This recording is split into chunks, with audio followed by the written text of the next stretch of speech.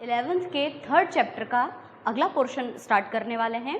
जैसा कि मैंने आपको पिछले वीडियो में आधुनिक आवर्त सारणी के बारे में समझाया था और ये बताया था कि कैसे मोस्ले ने आधुनिक आवर्त सारणी को 4 भागों में डिवाइड किया। एस, पी, डी और एफ ऐसे 4 ब्लॉक्स बनाए थे। तो आज हम चारों ब्लॉक्स के तत्वों की परिभाषा साथ ही उनके प्रमुख गुणों का अध्ययन करेंगे। तो परीक्षा में कैसे प्रश्न पूछते हैं, तो सबसे पहले हम शुरू करते हैं। पहला प्रश्न हमारा आज का कि एस ब्लॉक के तत्व किसे कहते हैं, इसके प्रमुख गुण लिखिए। तो सबसे पहले एस ब्लॉक की जब हम स्टार्टिंग करेंगे तो हम एस ब्लॉक को लिख भी लेते हैं कि एस ब्लॉक क्या होता है। तो आप सभी जानते हैं हे, ली, इसको नीचे से लेते हैं हम थोड़ा, हे, ली, ना, की, रब, से, फरियाद। ठीक है। नेक्स्ट आता है बेटा, मांगे, कार, स्कूटर, बाप, रे। ठीक है, ये तो हमारे कोड वर्ड हैं। Hydrogen, lithium, sodium, potassium, rubidium, caesium, francium और beryllium, magnesium, calcium, strontium, barium and radium, ये है हमारे एस ब्लॉक के तत्व। अब जैसा कि मैंने आपको बताया कि प्रश्न क्या पूछते हैं कि एस ब्लॉक के तत्व किसे कहते हैं और इनके प्रमुख गुण लिखिए। तो हमें इसको कैसे स्टार्ट करना है, देखिए इस तरह से। सबसे पहले तो हमें ये पता होना चाहिए कि जो भी हम ब्लॉक पढ़ने जा रहे हैं उनके सदस्यों के नाम हमको एक्यूरेटली पता होना चाहिए। ये है वर्ग 1 और ये है वर्ग 2। तो परिभाषा क्या होगी, परिभाषा ये है कि जो भी तत्व होते हैं जब हम उनका इलेक्ट्रॉनिक विन्यास निकालते हैं तो इलेक्ट्रॉनिक विन्यास के आधार पर किसी भी तत्व का अंतिम इलेक्ट्रॉन जिस कक्षक में जाता है वो उसी ब्लॉक का सदस्य कहलाता है। मैं आपको एक एग्जाम्पल बताती हूँ। जैसे मान लीजिए हम बात करते हैं लिथियम की, है ना। लिथियम का एटॉमिक नंबर है 3, तो इसका इलेक्ट्रॉनिक विन्यास क्या होगा 1s2 2s1। तो देखिए आखिरी इलेक्ट्रॉन किस कक्षक में जा रहा है, एस कक्षक में, इसलिए एस ब्लॉक का सदस्य है। मान लीजिए मैंने अगला तत्व लिया बेरिलियम 4, इलेक्ट्रॉनिक विन्यास 1s2 2s2, तो इसका भी अंतिम इलेक्ट्रॉन कौन से कोश में जा रहा है, एस कक्षक में। तो इसका अर्थ क्या हुआ कि ये भी एस ब्लॉक का सदस्य है। बोरॉन की यदि हम बात करें तो क्या होगा इलेक्ट्रॉनिक विन्यास 1s2 2s2 2p1। इस बार अंतिम इलेक्ट्रॉन कौन सी कक्षक में जा रहा है, पी कक्षक में। इसका अर्थ है कि ये पी ब्लॉक का सदस्य है। तो सबसे पहले हम इसकी परिभाषा बनाते हैं कि एस ब्लॉक के तत्व किन्हें कहते हैं। तो वे तत्व जिनका अंतिम इलेक्ट्रॉन एस कक्षक में प्रवेश करता है उन्हें एस ब्लॉक के तत्व कहते हैं। बहुत सिंपल डेफिनेशन है। आवर्त सारणी के वे तत्व जिनका अंतिम इलेक्ट्रॉन एस कक्षक में प्रवेश करता है वे एस ब्लॉक के तत्व कहलाते हैं। ठीक है। अब इसके बाद हम हेडिंग देंगे कि एस ब्लॉक के तत्वों के प्रमुख गुण। ये बात तो समझ में आ गई कि परिभाषा क्या होगी कि वे तत्व जिनका अंतिम इलेक्ट्रॉन एस कक्षक में प्रवेश करता है वे एस ब्लॉक के तत्व हैं। अब एस ब्लॉक के तत्वों के जब हम गुणों की बात करें तो पॉइंट टू पॉइंट मैं आपको समझाती हूँ। सबसे पहला आता है इसका गुण कि जो एस ब्लॉक के तत्व होते हैं, एस ब्लॉक के तत्व कहाँ पर स्थित है, आवर्त सारणी में आपको ये कहाँ पर दिखाई दे रहे हैं, वर्ग 1 और 2 में स्थित है। एस ब्लॉक के तत्व आवर्त सारणी में वर्ग 1 व 2 में स्थित हैं। ठीक है, इस तरह से आप लोग कॉपी में लिख लेना। ये एस ब्लॉक के तत्व आवर्त सारणी के वर्ग 1 और वर्ग 2 में स्थित हैं। एकदम क्लियर। दूसरा, आप सभी जानते हैं कि वर्ग 1 के सदस्य क्या कहलाते हैं। तो यहां हम लिखेंगे कि वर्ग 1 में कौन आते हैं, क्षार धातु, और वर्ग 2 में कौन आता है, क्षारीय मृदा धातु आते हैं, है ना। ये भी एक हमारा पॉइंट बन गया। पॉइंट टू पॉइंट आप लोग लिखना। तो वर्ग 1 में क्षार धातु और वर्ग 2 में क्षारीय मृदा धातु स्थित हैं। क्लियर। तीसरी चीज सबसे इंपॉर्टेंट कि इनका सामान्य इलेक्ट्रॉनिक विन्यास, ये बहुत काम का पॉइंट है। इनका सामान्य इलेक्ट्रॉनिक विन्यास ns1-2 होता है। अब यहाँ आपको होगा कंफ्यूजन कि ये 1-2, बहुत सारे बच्चे इसको क्या पढ़ते हैं, ns1-2 होता है, जबकि 1- नहीं, 1 से 2 होता है। कैसे, अभी समझाती हूँ। वर्ग 1 यानी क्षार धातु का इलेक्ट्रॉनिक विन्यास होगा ns1 और वर्ग 2 यानी कि क्षारीय मृदा धातुओं का इलेक्ट्रॉनिक विन्यास होगा NH2। और यहाँ पे N का मतलब क्या होगा, 1 2 3 4 5 6 7 इस तरह से। अब अपन इसको अच्छे से समझ लेते हैं। कैसे, देखिए ध्यान से समझना। हाइड्रोजन से हम स्टार्ट करते हैं। हाइड्रोजन एटॉमिक नंबर 1 इलेक्ट्रॉनिक विन्यास 1s1। Lithium atomic number 3 electronic विन्यास 1s2 2s1। लिथियम के बाद सोडियम परमाणु क्रमांक 11 इलेक्ट्रॉनिक विन्यास 1s2 2s2 2p6 3s1। Potassium 19 क्या होगा, 1s2 2s2 2p6 3s2 3p6 4s1, है ना। तो इसी तरह आगे भी यदि हम बात करें रूबिडियम, सीजियम और फ्रेंशियम की, मतलब 37 55 और 87 की, तो इनके आउटर मोस्ट ऑर्बिटल का इलेक्ट्रॉनिक विन्यास होगा जैसे 1s1 2s1 3s1, इसका होगा 5s1, इसका होगा 6s1 और इसका होगा 7s1।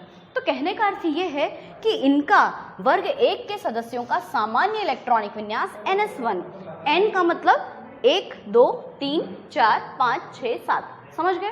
तो ये इनका सामान्य इलेक्ट्रॉनिक विन्यास है। वर्ग 2 की भी हम बात देख लेते हैं। तो बेरिलियम से शुरू करें। एटॉमिक नंबर 4 इलेक्ट्रॉनिक विन्यास 1s2 2s2। फिर मैग्नीशियम आता है, इसका क्या होगा 1s2 2s2 2p6 3s2। आप इस बार ध्यान दीजिए कि इनका सामान्य इलेक्ट्रॉनिक विन्यास NS2 है ना। तो 2s2 3s2। फिर उसके बाद में आता है मैग्नीशियम के बाद कौन है, कैल्शियम 20, आउटर मोस्ट ऑर्बिटल का लिख दूं डायरेक्ट 4s2। फिर कैल्शियम के नीचे आता है स्ट्रांशियम, है ना, फिर बेरियम और फिर आता है रेडियम।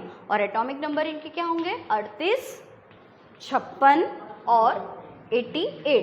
तो आउटर मोस्ट ऑर्बिटल का इलेक्ट्रॉनिक विन्यास कितना सिंपल है, 5s2 6s2 और 7s2।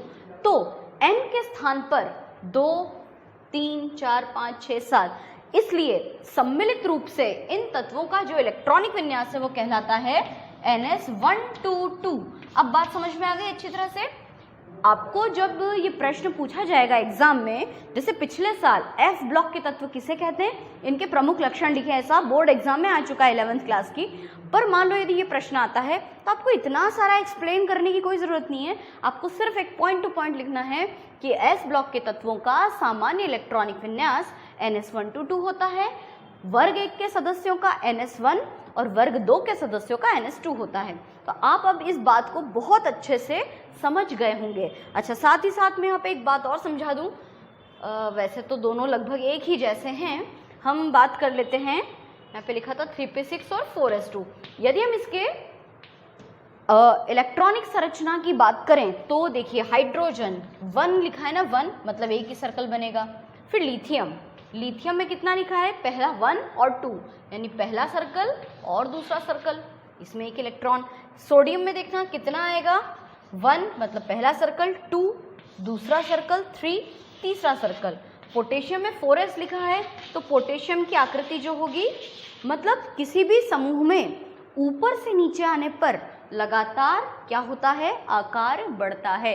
ये बात हम पिछले वीडियो में डिस्कस कर चुके हैं कि ऊपर से नीचे आने पर प्रभावी नाभिकीय आवेश यानी ZEF घटता है और परमाणु का आकार कंटिन्यूअसली बढ़ जाता है। ये बात आपको हर वर्ग पर लागू होती हुई नजर आती है। यहाँ तक क्लियर समझ में आया। अच्छा, अब अगला पॉइंट समझने के लिए एक बहुत बढ़िया बात है कि देखिए लिथियम जो है हमारा, एक बार फिर से हम इसको डिस्कस करते हैं इलेक्ट्रॉनिक विन्यास को। इसका इलेक्ट्रॉनिक विन्यास क्या है, 1s2 2s1, पहले कोश में 2 और बाह्यतम कोश में 1 इलेक्ट्रॉन। सोडियम की बात की जाए 1s2 2s2 2p6 3s1, तो पहले कोश में 2, दूसरे कोश में 8, बाह्यतम कोश में 1 इलेक्ट्रॉन। पोटेशियम हम इसको ऐसे भी तो लिख सकते हैं कि भाई ऑर्गन 18 और 4s1, ठीक है। या रूबिडियम का हम कैसे लिखेंगे कि क्रिप्टॉन 36 5s1, या इसका कैसा लिखा जाएगा, ज़ेनॉन 54 6s1। तो यहाँ पर एक नेक्स्ट पॉइंट मैं आपको बताने वाली हूँ कि इन तत्वों की ऑक्सीकरण संख्या जो होती है वो क्या होती है। इन तत्वों की ऑक्सीकरण संख्या होती है +1। और जो क्षारीय मृदा धातु हैं उनकी ऑक्सीकरण संख्या होती है +2। कैसे? चलो पहले अपन पॉइंट लिख लेते हैं, है ना, कि इनकी ऑक्सीकरण अवस्था +1 व +2 होती है। ठीक है, अभी हमने दोनों की बात की, किन दोनों की? ग्रुप नंबर 1 और ग्रुप नंबर 2 दोनों की बात की है। पर्टिकुलरली जब हम वर्ग 1 की बात करते हैं, इसी में आपको लिखना है कि वर्ग 1 यानी क्षार धातुओं की ऑक्सीकरण अवस्था +1 और मृदा धातुओं की ऑक्सीकरण अवस्था +2 होती है। क्यों होती है? इसका रीजन देखिए। देखो, सारे तत्व किनकी तरह बनना चाहते हैं? उत्कृष्ट गैसों की तरह। मतलब आप लोगों ने वो एक नियम सुना है 2, 2, 8, 8, 18 और 32 वाला नियम, है ना। तो सभी तत्व चाहते हैं कि भाई उसके पहले कोश में 2 इलेक्ट्रॉन रहे, दूसरे में 8 रहे, फिर तीसरे में भी 8 आते हैं, फिर 18 और फिर 18 और 32। ठीक है, तो अब देखिए इस लिथियम की तरफ गौर फरमाइए जरा। लिथियम के पहले कोश में तो 2 इलेक्ट्रॉन है, लिथियम के बाह्यतम कोश में 1 है। वो चाहता है कि यार कोई 7 इलेक्ट्रॉन दे दे तो मेरे पास 8 इलेक्ट्रॉन पूरे कंप्लीट हो जाएं, पर 8 इलेक्ट्रॉन लेना बहुत मुश्किल है और 1 इलेक्ट्रॉन देना बहुत आसान है। तो ये लिथियम क्या करता है? 1 इलेक्ट्रॉन त्याग देता है। जब भी कोई परमाणु अपने बाह्यतम कक्षा में से इलेक्ट्रॉन को त्याग देता है तो उसके ऊपर उतने आवेश आ जाते हैं। 10th क्लास में आप ये पढ़ चुके हो। तो इसलिए लिथियम की ऑक्सीकरण अवस्था +1 है। ठीक ऐसे ही सोडियम की तरफ देखिए, 2, 8, 1। अब ये क्या चाहता है कि इसके पहले कोश में 2 हैं, दूसरे में 8 है, तीसरे में भी इसको 8 इलेक्ट्रॉन चाहिए। तो 8 इलेक्ट्रॉन मिलना तो बहुत मुश्किल है। तो ये सोचता है कि कोई बात नहीं, 1 इलेक्ट्रॉन दे देता हूं मैं किसी को। तो जब ये किसी को 1 इलेक्ट्रॉन दे देगा तो उत्कृष्ट गैस की तरह स्थायी विन्यास प्राप्त कर लेगा। तो इसलिए सोडियम क्या करता है? 1 इलेक्ट्रॉन को त्याग देता है। तो कोई भी परमाणु जब इलेक्ट्रॉन त्यागता है तो उसके ऊपर उतने धन आवेश आ जाते हैं। तो उत्कृष्ट गैस की तरह स्थायी ऑक्सीकरण अवस्था प्राप्त करने के लिए वर्ग 1 की ऑक्सीकरण संख्या +1 होती है और सेम ऐसी वर्ग 2 की ऑक्सीकरण संख्या +2 होती है। वर्ग 2 का एक उदाहरण देख लो, मैग्नीशियम का परमाणु क्रमांक 12, इलेक्ट्रॉनिक विन्यास 2, 8, 2। अब इसके पहले कोश में 2 है, दूसरे में 8 है, तीसरे में 2 है। अब ये चाहता है कि या तो कोई 6 इलेक्ट्रॉन दे दे या मैं किसी को 2 इलेक्ट्रॉन दान में दे दूं। तो 2 इलेक्ट्रॉन देना ज़्यादा आसान है। तो मैग्नीशियम भैया क्या करते हैं कि 2 इलेक्ट्रॉनों को त्याग देते हैं। इसलिए मैग्नीशियम की ऑक्सीकरण संख्या क्या होती है? +2। सेम ऐसे ही कैल्शियम की भी ऑक्सीकरण संख्या +2 होती है। तो क्षारीय मृदा धातु में जितने भी तत्व आते हैं, beryllium, magnesium, calcium, strontium, barium and radium, इन सब की ऑक्सीकरण अवस्था +2 होती है क्योंकि वो 2 इलेक्ट्रॉन त्याग कर +2 ऑक्सीकरण संख्या दर्शाते हैं। ऐसे ही ये जो क्षार धातु होता है ये भी 1 इलेक्ट्रॉन त्याग कर +1 ऑक्सीकरण संख्या दर्शाते हैं। अब ये बात तो आपके दिमाग में बहुत अच्छे से आ गई है। अब इसी से संबंधित हमारा 5वां पॉइंट कि S ब्लॉक के तत्व प्रबल धन विद्युतीय होते हैं। प्रबल धन विद्युतीय होते हैं। क्या मतलब इस बात का? धन विद्युतीय मतलब कि पूरी आवर्त सारणी में ये जो दोनों तत्व है ना, ये बहुत ही ज़्यादा स्ट्रॉन्ग धन विद्युतीय तत्व होते हैं, यानी कि पॉजिटिव चार्ज वाले तत्व होते हैं। इनकी ऑक्सीकरण संख्या +1 और इनकी ऑक्सीकरण संख्या +2 होती है। कारण मैंने आपको बता ही दिया। तो भाई जो इलेक्ट्रॉन त्यागेगा वो धन विद्युतीय और जो इलेक्ट्रॉन्स को ग्रहण करेगा वो क्या होगा? वो होगा ऋण विद्युतीय। तो ये बात समझ में आ गई कि ये धन विद्युतीय होते हैं। अब एक और अगली बात कि S ब्लॉक में आने वाले सभी तत्व अत्यंत क्रियाशील होते हैं। आपने सोडियम के बारे में तो बचपन से पढ़ा हुआ है, 8th क्लास से जानते हो कि भाई सोडियम को मिट्टी के तेल में या केरोसिन में रखा जाता है। क्यों? ये तो 8th क्लास का बच्चा भी जवाब दे देता है, आप तो 11th के हो। तो सोडियम क्योंकि बहुत ज़्यादा क्रियाशील धातु है, सोडियम की तरह पोटेशियम भी बहुत ज़्यादा क्रियाशील धातु है। तो ये कुछ गुण इनमें होते हैं जिनके कारण ये अत्यंत क्रियाशील होते हैं। अगली बात, हाँ, इनमें एक बहुत इम्पॉर्टेंट चीज़ है कि ये वैद्युत संयोजी यौगिक बनाते हैं। वैद्युत संयोजी यौगिक बनाते हैं। वैद्युत संयोजी यौगिक का मतलब क्या समझते हैं। वैद्युत संयोजी यौगिक को कभी कभी आयनिक यौगिक का नाम भी हम दे सकते हैं। और इनकी स्पेशलिटी सुनो, ये जो क्षार धातु हैं वर्ग 1 के जो सदस्य हैं, ये वर्ग 17 के सदस्यों के साथ मिलकर वैद्युत संयोजी यौगिक बनाते हैं। जैसे sodium chloride, potassium chloride, sodium bromide, sodium iodide, मतलब हेलोजन और इनका कॉम्बिनेशन बनाकर देख लो। जैसे मान लो मैंने यहाँ पे लिखा Cl, है ना, तो sodium chloride, lithium chloride, potassium chloride इस तरह से बन जाते हैं। यदि आयोडाइड की बात करें तो सोडियम आयोडाइड, पोटेशियम आयोडाइड, या ज़रूरी नहीं है हम वर्ग 1 और 2 दोनों की बात करें। यदि मैग्नीशियम क्लोराइड से क्रिया करेगा तो MgCl2, कैल्शियम क्रिया करेगा तो CaCl2, या मैग्नीशियम की क्रिया करा लो मान लीजिए आयोडाइड से तो MgI2। तो ये इस तरह के वैद्युत संयोजी यौगिक बनाते हैं। और ये वैद्युत संयोजी यौगिक कोई ज़रूरी नहीं कि हेलोजन के साथ ही बनाते हैं, या ऑक्सीजन से भी क्रिया कर सकते हैं। तो कैसे बनाते हैं उसको अपन लिख लेते हैं, देख लेते हैं, है ना। आप ये सारे पॉइंट अच्छी तरह से कॉपी में लिखना। आप चाहें तो इसका स्क्रीनशॉट ले लीजिए और स्क्रीनशॉट लेने के बाद इसको कॉपी में एज इट इज़ लिख दीजिए। अब मैं आपको समझाती हूँ वैद्युत संयोजी यौगिक क्या होता है। इसको हम साफ कर देते हैं। वैद्युत संयोजी यौगिकों के बारे में आपने 9th और 10th क्लास में भी पढ़ा हुआ है। वैद्युत संयोजी यौगिक का एग्जाम्पल हम लेते हैं सोडियम क्लोराइड से। हम शुरुआत करते हैं NaCl। अब Na का एटॉमिक नंबर 11, इलेक्ट्रॉनिक विन्यास 2 8। का भी मैं आपको छोटे लेवल से समझा रही हूँ। 9th और 10th क्लास के बच्चे इलेक्ट्रॉनिक विन्यास ऐसे लिखते हैं। हम कैसे लिखते हैं 1:2:2:6, है ना। अब Cl का इलेक्ट्रॉनिक नंबर 17, इलेक्ट्रॉनिक विन्यास 2 8 7। जरा ध्यान से देखिए, दोनों उत्कृष्ट गैस की तरह बनना चाहते हैं। इसकी भी इच्छा है कि उत्कृष्ट गैस की तरह बने, ये भी यही चाहता है। इसके तीसरे कोश में एक इलेक्ट्रॉन है, तो ये एक इलेक्ट्रॉन देकर उत्कृष्ट गैस की तरह बिहेव करेगा और ये एक इलेक्ट्रॉन को ग्रहण करके उत्कृष्ट गैस की तरह बन जाएगा। तो देखिए कैसे जो तत्व होते हैं उनके जो सबसे आउटर मोस्ट ऑर्बिटल के जो इलेक्ट्रॉन्स होते हैं उसको ऐसे बिंदु के रूप में लिखते हैं।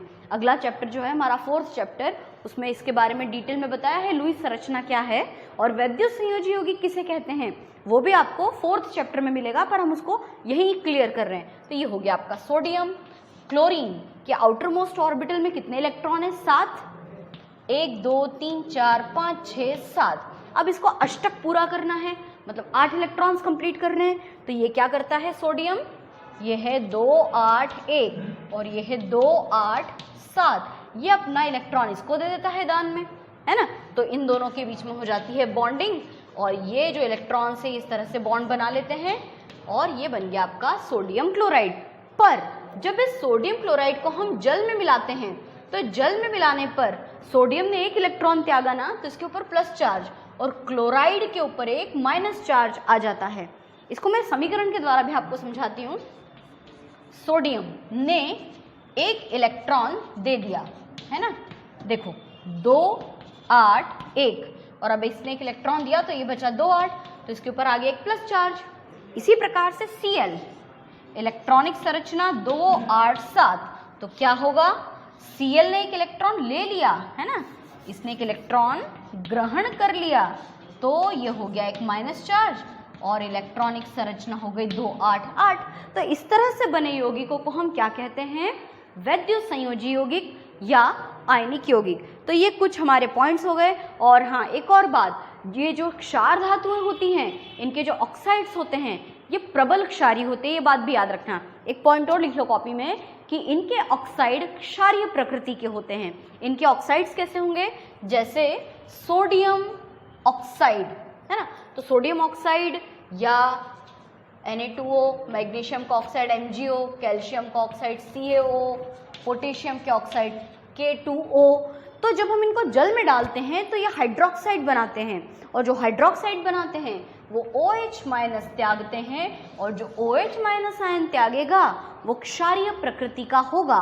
इसीलिए तो वर्ग 1 के तत्वों को क्षार धातु कहते हैं। देखिए हमारी केमिस्ट्री का जो चैप्टर 10 है उसका नाम ही है एस ब्लॉक के तत्व। तो ये जितने भी पॉइंट्स मैंने आपको बताए हैं इन सबका डिटेल हमको उस 10 चैप्टर में बहुत ज़्यादा काम आने वाला है। तो आज का जो वीडियो है वो इस चैप्टर के काम का तो है ही, साथ ही आपको ये चैप्टर 10 एस ब्लॉक की जब हम शुरुआत करेंगे तो यही पॉइंट्स आपको एक्यूरेटली लिखना होंगे, डिटेल में समझना होंगे। तो मुझे लगता है आपको ये प्रश्न बहुत अच्छे से समझ में आया है। इसके बाद हम स्टार्ट करते हैं पी ब्लॉक के तत्व और उनके गुण। तो अब हम इसको साफ कर देते हैं और आ जाते हैं पी ब्लॉक की ओर।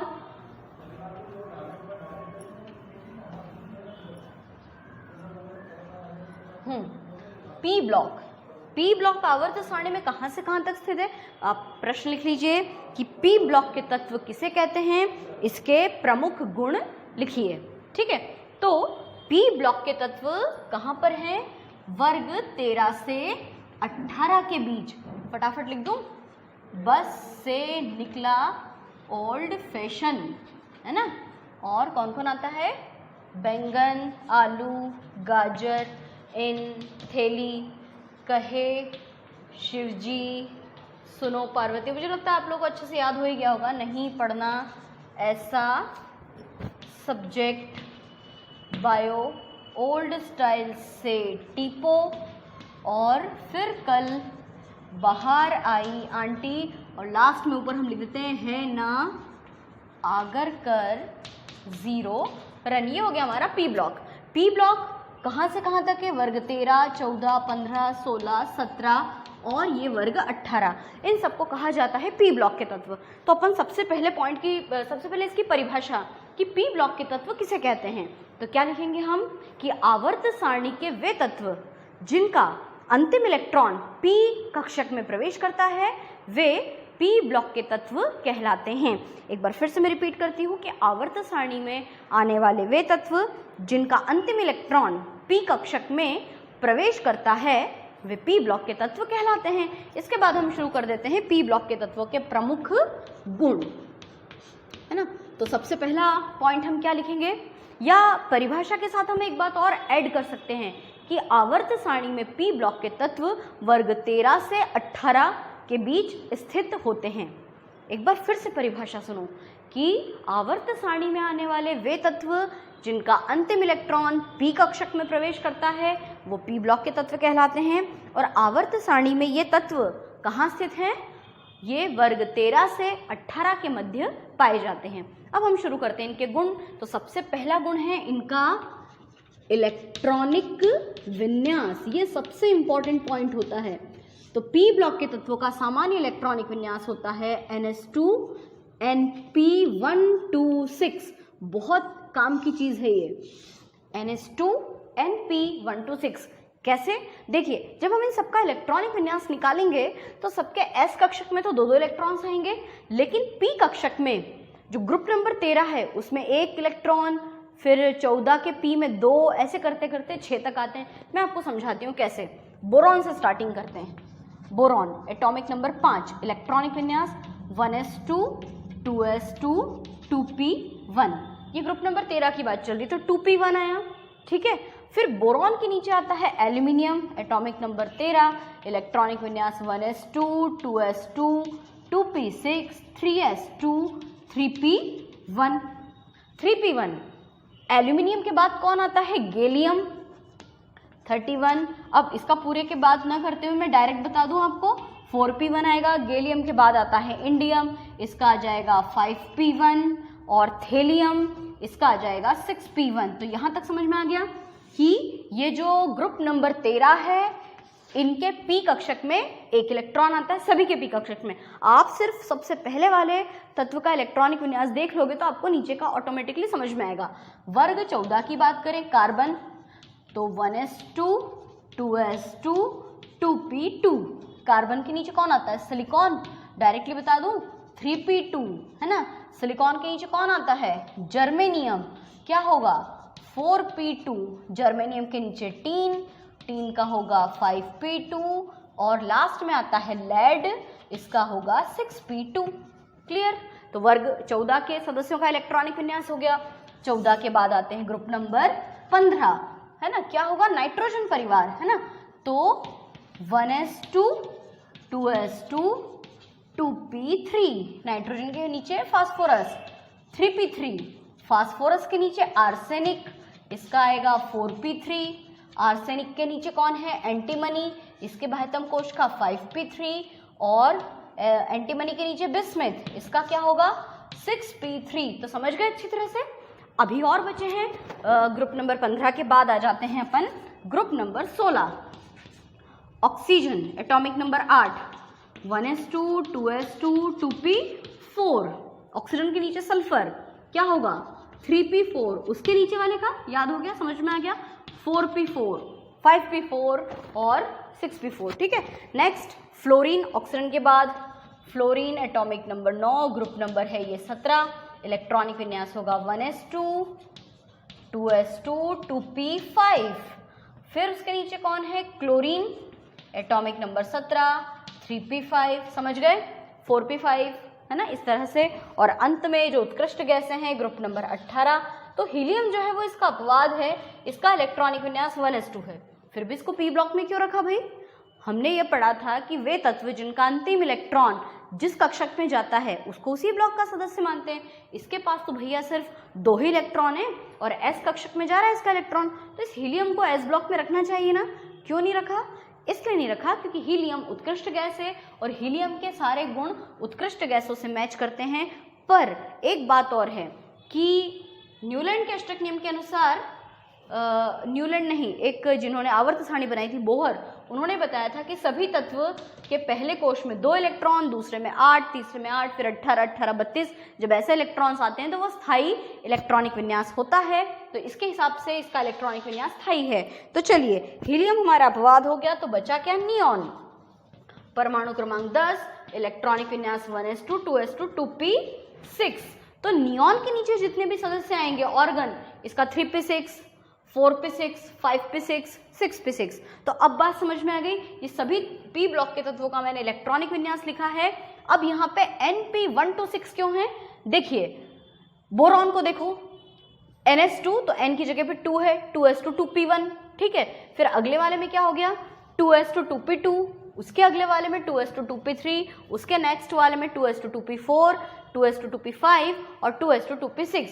इसलिए कुल मिलाकर कहने का अर्थ ये है कि इनका जो इलेक्ट्रॉनिक विन्यास है वो ns2 np126 होता है और 126 के अंतर्गत पूरा p ब्लॉक अपना कवर हो चुका है। तो ये पहला पॉइंट आपको अच्छे से समझ में आ गया होगा।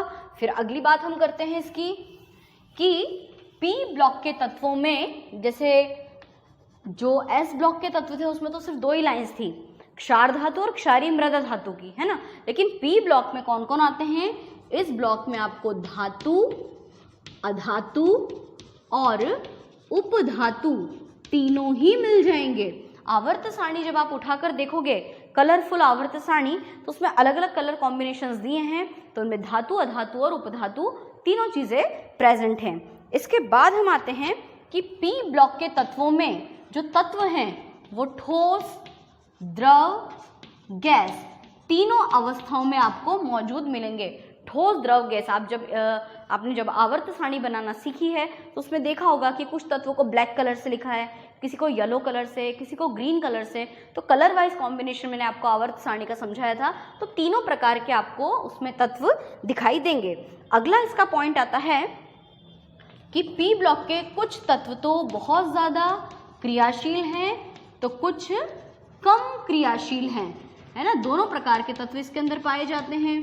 फिर अगली हम बात करते हैं कि इनकी ऑक्सीकरण अवस्था, इनकी ऑक्सीकरण अवस्था +3 +4 +5 +6 +7 से माइनस में भी आती है, -4 -3 -2 -1 और 0 भी होती है। ये प्रत्येक वर्ग की अलग अलग ऑक्सीकरण अवस्था है। इसका डिटेल अपन जब p ब्लॉक वाले चैप्टर्स पढ़ेंगे ना, चैप्टर नंबर 11, उसमें ग्रुप नंबर 13 और 14 का डिटेल दिया है। और जब आप 12th क्लास में जाओगे तो वहाँ हमको 15 16 17 18 डी और एफ ब्लॉक डिटेल पढ़ना है। तो ये अलग अलग ऑक्सीकरण अवस्थाएं अलग अलग ग्रुप के हिसाब से दी गई है। सभी समझ गए होंगे कि जिनके आगे प्लस लगा है तो वो क्या है, वे तत्व जो इतने इलेक्ट्रॉन त्यागते हैं, 3 इलेक्ट्रॉन त्यागने वाले की ऑक्सीडेंट संख्या +3, 7 इलेक्ट्रॉन त्यागने वाले की ऑक्सीडेंट संख्या +7, या यदि माइनस में ऑक्सीकरण संख्या है तो -4, -3, -2, -1 और 0 ऑक्सीकरण संख्या किसकी होती है? इन उत्कृष्ट गैसों की ऑक्सीकरण संख्या 0 होती है, क्योंकि वो उत्कृष्ट गैसें कभी किसी से क्रिया नहीं करती हैं। चलिए अगली बात हम करते हैं कि ये जो तत्व होते हैं ये किस तरह के यौगिक बनाते हैं। जब ये आपस में क्रिया करते हैं ना, यानी पी ब्लॉक की क्रिया पी ब्लॉक के तत्वों के साथ हुई, एक ही घर में खेल रहे। देखो पी ब्लॉक के जितने भी सदस्य हैं ना, ये भाई बहन आपस में एक ही घर में रहते हैं, बड़ा परिवार है। तो जब ये आपस में क्रिया करते हैं तो ये बनाते हैं सहसंयोजी यौगिक। ठीक है, जब ये आपस में क्रिया करते हैं तो सहसंयोजी यौगिक बनाते हैं। परंतु जब ये एस ब्लॉक के तत्व से क्रिया करते हैं, यानी पड़ोसी से क्रिया करते हैं, तब ये बनाते हैं वैद्युत संयोजी यौगिक, है ना। सहसंयोजी यौगिक और वैद्युत संयोजी यौगिक कैसे होते हैं ये? तो सहसंयोजी यौगिक का मैं आपको एक एग्जांपल बताऊं, अमोनिया, है ना, या जल का अणु, हमने पढ़ा हुआ है इसके बारे में। ऑक्सीजन की बात करते हैं, ऑक्सीजन के बाह्यतम कोश में 8 इलेक्ट्रॉन है ना, ये 8 इलेक्ट्रॉन। हाइड्रोजन के बाह्यतम कोश में कितने इलेक्ट्रॉन्स होते हैं? अच्छा, लेकिन हाइड्रोजन तो एस ब्लॉक का सदस्य हो गया, ये इस तरह से। तो ये साझेदारी वाले यौगिक भी बना लेते हैं। क्लोरीन जो होता है, जब वो अपने ही ग्रुप के सदस्यों से, जैसे कि PCl5 बनाता है, फास्फोरस पेंटाक्लोराइड बनाता है, तो फास्फोरस के बाह्यतम कोश में 1, 2, 3, 4 और 5 इलेक्ट्रॉन होते हैं। तो ये क्लोरीन के 5 अणुओं से क्रिया करके ऐसे साझेदारी वाले यौगिक बनाते हैं। और जब ये एस ब्लॉक के तत्वों से क्रिया करते हैं तो ये कैसे यौगिक बनाते हैं? वैद्युत संयोजी यौगिक, जो भी मैंने आपको थोड़ी देर पहले एग्जाम्पल बताया, सोडियम क्लोराइड, मैग्नीशियम क्लोराइड या सोडियम ऑक्साइड। तो ये सब क्या है? वैद्युत संयोजी यौगिक। तो ये सहसंयोजी और वैद्युत संयोजी दोनों टाइप के यौगिक बना लेते हैं। इसके अलावा इसमें एक और बात आती है कि इनके जो ऑक्साइड्स होते हैं वो अम्लीय होते हैं। इनके ऑक्साइड कैसे होते हैं? अम्लीय। जबकि एस ब्लॉक के तत्वों के जो ऑक्साइड्स थे वो क्षारीय थे, क्योंकि वो जल में घुलने के पश्चात क्षार बना रहे थे। ये अम्लीय इसलिए होंगे क्योंकि ये जल में घुलने के बाद अम्ल देते हैं। पर कुछ ऐसे तत्व हैं जिनके ऑक्साइड अम्लीय के साथ साथ क्षारीय भी होते हैं, क्योंकि वो जल में घुलकर हाइड्रोक्साइड आयन देते हैं। पर 1-2 सदस्य ऐसे भी हैं जिनके ऑक्साइड उभयधर्मी हैं। उभयधर्मी मतलब कि जिनमें दोनों गुण पाए जाते हैं, मतलब ऐसे ऑक्साइड जिनमें अम्लीय और क्षारीय दोनों गुण पाए जाते हैं, वो उभयधर्मी होता है। जैसे मेंढक जो जीव है, आप उसको उभयचर कहते हो ना, क्योंकि वो जल और थल दोनों जगह पे पाया जाता है। ऐसे ही ऐसे ऑक्साइड्स जो अम्लीय और क्षारीय दोनों प्रकार के नेचर दर्शाते हैं, उनको हम कहते हैं उभयधर्मी ऑक्साइड। और इसका एग्जाम्पल है Al2O3, एल्यूमिनियम का ऑक्साइड। ये उभयधर्मी प्रकृति का होता है। तो लगभग ये कुछ 7 पॉइंट्स हो चुके हैं, तो इतना पर्याप्त है, क्योंकि ये जो चैप्टर है इसमें से सिर्फ 3 नंबर का एक क्वेश्चन पूछा जाता है ना। तो हमने तो ज़्यादा ही पढ़ लिया। तो आज हमने इस वीडियो में एस तथा पी ब्लॉक के तत्वों की परिभाषा, साथ ही इनके गुण के बारे में पढ़ा। अगली वीडियो में हम डी और एफ ब्लॉक के तत्वों के बारे में जानेंगे। Thank you.